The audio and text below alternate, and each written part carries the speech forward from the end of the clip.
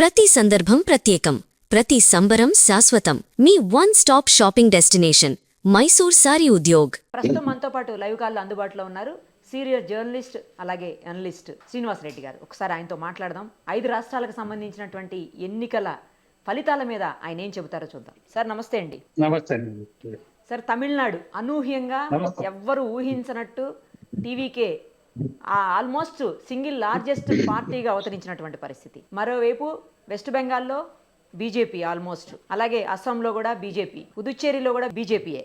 ఒక్క కేరళలో మాత్రమే మనం కాంగ్రెస్తో వచ్చినటువంటి పార్టీని చూస్తున్నాం. సో ఎలా చూడాలి దీన్ని? అసలు ఎవరన్నా ఊహించిన విజయాలైనా ఇవన్నీ? జర్నలిస్టులుగా చాలా సీనియారిటీ ఉన్నటువంటి మీరు, జర్నలిస్ట్గా మీరేం చెప్తారు? పుదుచ్చేరి అయితే మనకు తమిళనాడు రిజల్టే అక్కడ ఉంటుందని అనుకున్నాం. కాకపోతే గత ప్రభుత్వమే రిపీట్ అయ్యింది. ఒక రకంగా చెప్పాలంటే డిఎంకే కు వ్యతిరేకంగానే అక్కడ గెలిచిందని చెప్పాలి. ఎందుకంటే అక్కడ ఉన్నటువంటి పుదుచ్చేరి కాంగ్రెస్ కు సంబంధించిన రంగస్వామి ఎవరైతే ఉన్నారో ఆయన నాయకత్వం మీద ప్రజలకు బాగా నమ్మకం ఉంది. డిఎంకే కూటమి కూడా అక్కడ పోటీ చేసింది. కానీ డిఎంకే కూటమి మీద తమిళనాడు ప్రభావం కూడా ఉన్నట్టుంది. అందుకనే పాత ప్రభుత్వం మళ్ళీ గెలిచిందని చెప్పుకోవచ్చు.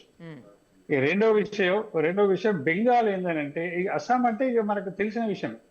మోస్ట్లీ ఒపీనియన్ పోల్స్ అన్ని అస్సాంలో మళ్ళా తిరిగి బీజేపీ గెలుస్తుంది అనేది తెలిసిన విషయమే. కాకపోతే ఇప్పుడు ఎవరైతే హిమంత బిశ్వ శర్మ ఉన్నాడో ఆయన పబ్లిక్ రిలేషన్ లో చాలా ఫార్వర్డ్ గా కనపడ్డాడు. మనకు మీడియాలో కనపడ్డాడు, వాస్తవంగా గవర్నెన్స్ లో కూడా అట్లా ప్రజలకు దగ్గరగా ఉన్నట్టుగా కనపడ్డాడు.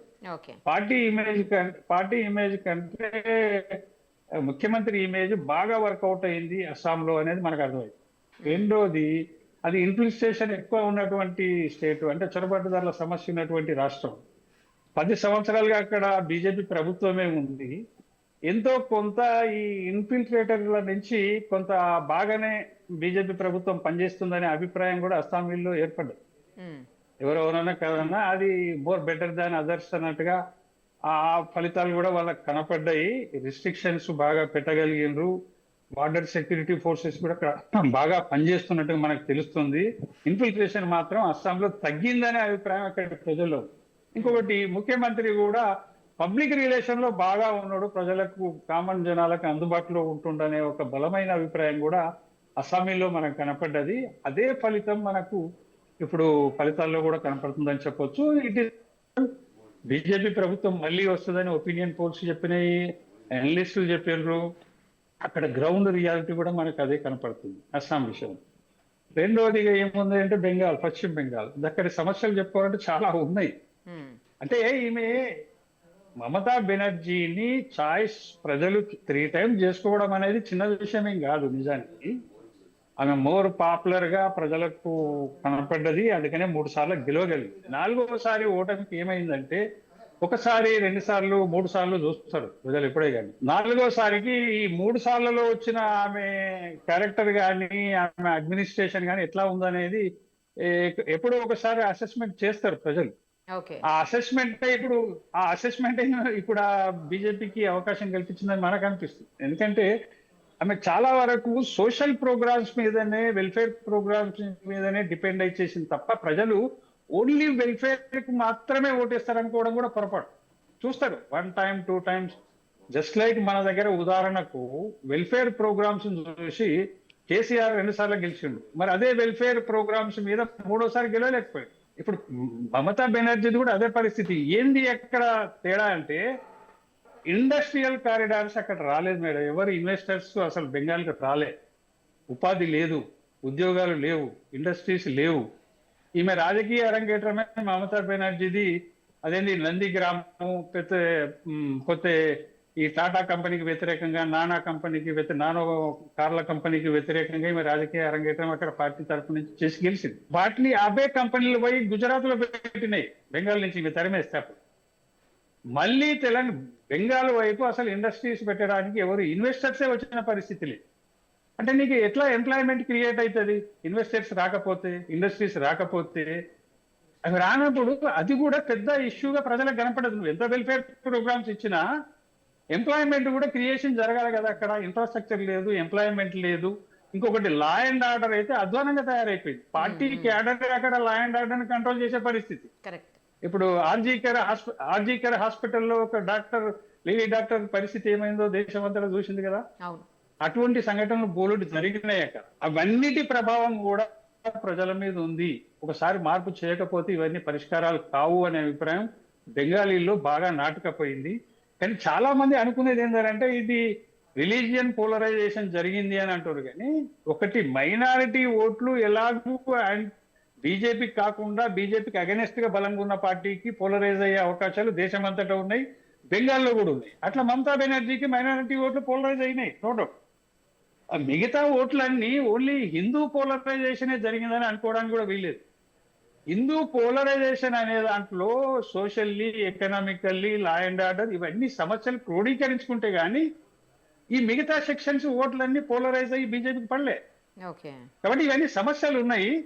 రెండవది మైనారిటీలు ఫక్తు అంటే పోలరైజ్ అయ్యేసరికల్లా ఈ మిగతా ఇష్యూస్ కూడా సరే మనం సెక్యులర్ గా మనం మంచి మమతాకే వేద్దాం అనుకున్నా కానీ రేపు మన పరిస్థితి ఏంది, ఎంప్లాయ్మెంట్ పరిస్థితి ఏంది, ఈ లా అండ్ ఆర్డర్ పరిస్థితి ఏంది, ఈ ఇన్ఫిల్ట్రేటర్స్ పరిస్థితి ఏంది, వీటన్నిటికి పరిష్కారం దొరుకుతలేదు కదా. 3 times నుంచి చూసారు ప్రజలు. 3 సార్ల నుంచి చూసినప్పుడు వాళ్ళకు పరిష్కారం దొరకనప్పుడు డెఫినెట్లీ మార్పు అనేది కోరుకుంటారు. మిగతా సెక్షన్స్ అన్ని మార్పు కోరుకున్నారు అనేది మనకి ఫలితాలను బట్టి చూస్తే మనకి చాలా స్పష్టంగా అర్థమైంది. రెండవది ఎస్ఐఆర్ విషయం బాగా బ్లేమ్ చేసింది. ఒకటి మేడం, ఇక్కడ గత 3 నెలలుగా మమతా బెనర్జీ రాజకీయం మొత్తం ఎస్ఐఆర్ మీద ఎలక్షన్ కమిషన్ తోటి చేసింది. రాజకీయంగా బీజేపీ తోటి అదర్ పార్టీస్ తోటే చేయలేదు. ఆమె ఫక్తు ఎస్ఐఆర్ మీదనే యుద్ధం చేసింది. రాజకీయ పొలిటికల్ వార్ ఎక్కడ చేసింది, ఎస్ఐఆర్ మీద చేసింది. ఎస్ఐఆర్ మీద చేస్తే నిజంగా నువ్వు అన్న దాంట్లో నిజాయితీ ఉంటే కళ్ళు మూసుకొని మమతా బెనర్జీ పార్టీ టీఎంసీ గెలవాలి. 215 సీట్లు గతంలో ఉన్నాయి, కనీసం రాలే కదా. ఎస్ఐఆర్ లో మంచి ఎక్కువ జరిగింది, చెడు ఆ మాత్రం ఇంత పెద్ద మాస్ ప్రోగ్రామ్ అయినప్పుడు ఎక్కడో ఒక పొరపాటు జరిగితే జరగవచ్చు. కానీ మోస్ట్లీ ప్రజలు అదే సాటిస్ఫై అయినరు ఎస్ఐఆర్ తోటి. ఇప్పుడు మనం చూస్తే అసలు హిందూ ఓట్లు కూడా కట్ అయినాయి మేడం. మత్వాలని ఉంటారు బెంగాల్ నుంచి, మన బంగ్లాదేశ్ నుంచి బెంగాల్కి వచ్చిన హిందువులు కూడా ఉన్నారు. వాళ్ళ క్యాస్ట్ ఏంటంటే మత్వా, ఎస్సీ కమ్యూనిటీకి సంబంధించిన వాళ్ళు బంగ్లాదేశ్ నుంచి బెంగాల్కి వచ్చి ఉన్నారు. వాళ్ళ ఓట్లు 63% కట్ అయినాయి మేడం. ముస్లిం ఓట్లు ఓన్లీ 34% కట్ అయినాయి, డిలీట్ అయినాయి. అదే హిందూ ఓట్లు, మతవాళ్ళ ఓట్లు 63% డిలీట్ అయినాయి. మరి అట్లా బీజేపీ ఓట్ బ్యాంక్ చూసినప్పుడు బీజేపీ ఓట్ బ్యాంక్ కూడా దెబ్బతిన్నది కదా ఎస్ఐఆర్ తోటి. ఫ్యాక్ట్ ఏంటంటే చనిపోయిన వాళ్ళ ఓట్లు, లేదంటే ఇల్లు మారిన వాళ్ళ ఓట్లు, లేకపోతే అక్కడ లేని వాళ్ళ ఓట్లు అవి డెఫినెట్లీ డిలీట్ అవుతాయి. అది రెగ్యులర్ ప్రాసెస్. అది మిగతాది ఏంది, ఇక్కడ నువ్వు సరైనటువంటి ఐడెంటిఫికేషన్ చూపించని వాళ్ళ ఓట్లు మాత్రమే పోయినాయి. అందులో హిందువులు ఉన్నారు, ముస్లిమ్స్ ఉన్నారు, అందరూ ఉన్నారు. ఓన్లీ ముస్లిమ్స్ ఎందుకున్నారు? ఓన్లీ ముస్లిమ్స్ ఎట్లా ఉంటారు అసలు? ఎస్ఐఆర్ లిస్ట్ తీస్తే మనకు కనపడుతుంది. అది 63% మత్వాల ఓట్లు కట్ అయినాయి అంటే బీజేపీ దాదాపు 10-15 సీట్లు కోల్పోయినట్టే. మరి బీజేపీ నష్టం జరగలేదా? నీ ఒకదానికే నష్టం జరిగిందా? అట్లా కాదు కదా. కాబట్టి ఎస్ఐఆర్ ప్రభావం కూడా పాజిటివ్ గా పడ్డది మేడం. ఎస్ఐఆర్ ప్రభావం నెగటివ్ గా పోలే ప్రజల్లోకి. మైనారిటీలో కొంత నెగటివ్ పోవచ్చు, అందుకనే వాళ్ళు ఎక్కువ పోలరైజ్. ఈ ఎలక్షన్ లో ఎస్ఐఆర్ ప్రభావం తోటి మైనారిటీలు ఎక్కువగా పోలరైజ్ అయ్యి ఓటేసారు. ఇప్పుడు మనకు సర్వేలు చెప్తున్న ప్రకారం చూస్తే బెంగాల్లో మహిళల్లో 93% ముస్లింలు ఓట్లు వేస్తే హిందూ ఓట్లు 92% పడ్డాయి. అంటే 1% ఎక్సెస్ పడ్డాయి. కానీ అట్లా నేను ప్రజలు ఎస్ఐఆర్ను తప్పు పడుతున్నారు అనుకోవడానికి వీల్లేదు. ప్రజలు దాన్ని ఇన్విటేబుల్ గా తీసుకున్నారు, ఆహ్వానించారు. ఎందుకంటే వాళ్ళు పీడితులు, పక్క దేశం నుంచి ఫక్తు వలసలు రావడం వల్ల అక్కడ ఉన్న వాళ్ళ ఉపాధులు కూడా దెబ్బతింటున్న పరిస్థితి. వయా బెంగాలే మొత్తం భారతదేశంలో బంగ్లాదేశీలు ఎక్కడ పోవాలన్నా కానీ బెంగాల్ ద్వారానే వచ్చేస్తారు. బంగాల్ లేదంటే అస్సాం, ఆ రాష్ట్రాల నుంచి వచ్చేస్తారు. వాళ్ళంతా ప్రతి ఒక్కరు బయటికి బతికొచ్చిన ప్రతి బెంగాలీ కూడా మొన్నటి ఎన్నికల్లో అక్కడికి పోయి ఓటేసాడు. ఎందుకు వేసిండు? ఎస్ఐఆర్ లో నా పేరు వచ్చింది, ఇప్పుడు ఓటు వేయకపోతే పోతుందేమో అన్న భయానికి పోయి కూడా భయం కొద్ది కూడా పోయి ఓటేసిండు. దాని ద్వారానే నీకు ఇక్కడ పోలింగ్ పెరిగింది. అది కూడా నెగటివ్ గా పోలేదు, అది పాజిటివ్ గా ఎస్ఐఆర్ కు పాజిటివ్ గా పోయి ఓట్లు వేసినారు. దాని వల్లనే బీజేపీకి మంచి ఫలితం కూడా వచ్చింది. ఎస్ఐఆర్ ను రాజకీయం చేసింది మమతా బెనర్జీ, కానీ దాంతో ఆమె లబ్ధి పొందలేదు.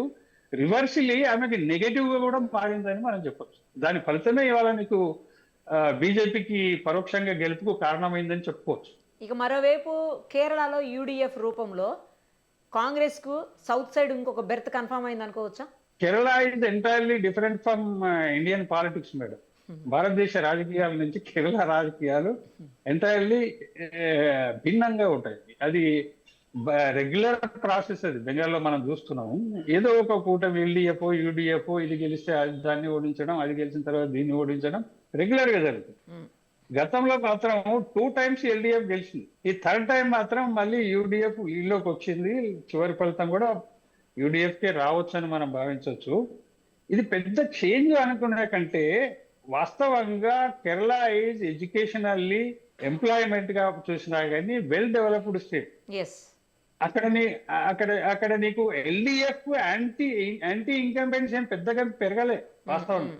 ఓకే, పెద్ద ఓట్లలో కూడా పెద్ద తేడా లేదు. కాకపోతే ఒకటి జరిగింది ఇక్కడ ఏంటంటే బీజేపీ థర్డ్ ఫోర్స్ గా అక్కడ ఎంటర్ కావడం వల్ల వాళ్ళకు ఈసారి కూడా పోయిన లోక్సభ ఎలక్షన్స్ లో కావచ్చు, ఇప్పుడు కూడా 12, 13, 14% ఓట్లు వచ్చినాయి బీజేపీకి. ఇప్పుడు కూడా ఒక 2-3 ఎమ్మెల్యే సీట్లు కూడా వాళ్ళు గెలిచే అవకాశం ఉంది.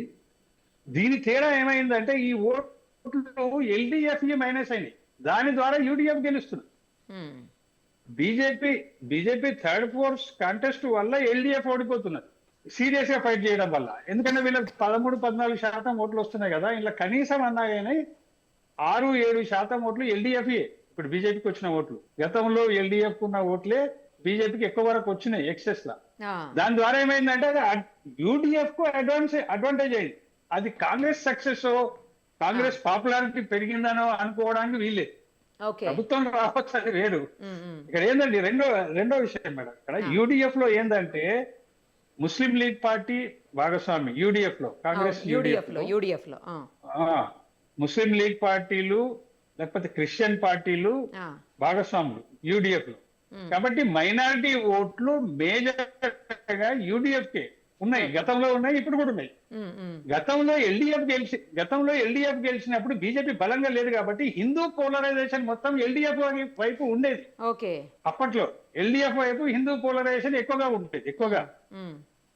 అది ఇప్పుడు BJP serious contest third force గా రావడం వల్ల ఓట్లు, హిందూ ఓట్లు కాస్తంత బీజేపీ వైపు పోలరైజ్ కావడం వల్ల ఎల్డీఎఫ్ ఓడడం తప్పలే. అంటే యూడీఎఫ్ ఎల్డీఎఫ్ ను ఓడించింది అనే కంటే బీజేపీ కొత్త పోలరైజేషన్ వల్ల ఎల్డీఎఫ్ ఓడిపోయింది, యూడీఎఫ్ గెలిచింది అంతే. ఇలా పెద్ద పొలిటికల్ గా యూడీఎఫ్ కాంగ్రెస్ ఏదో సక్సెస్ సాధించింది, యూడీఎఫ్ బలపడ్డది, దేశంలో కాంగ్రెస్ బలపడ్డది అని చెప్పుకునేంత స్థాయిలో గెలిపైతే అది నాకు అనిపించదు. ఒక సిచ్యువేషన్ లో గెలవడం తప్ప అది నిజంగానే బాగా ఇంప్రూవ్ అయ్యి పార్టీ బలపడ్డది అని చెప్పడానికి మాత్రం వీల్లేదు. రైట్ సార్, 5 రాష్ట్రాల ఎన్నికల మీద మంచి విశ్లేషణ ఇచ్చినందుకు thank you so much. Thank you.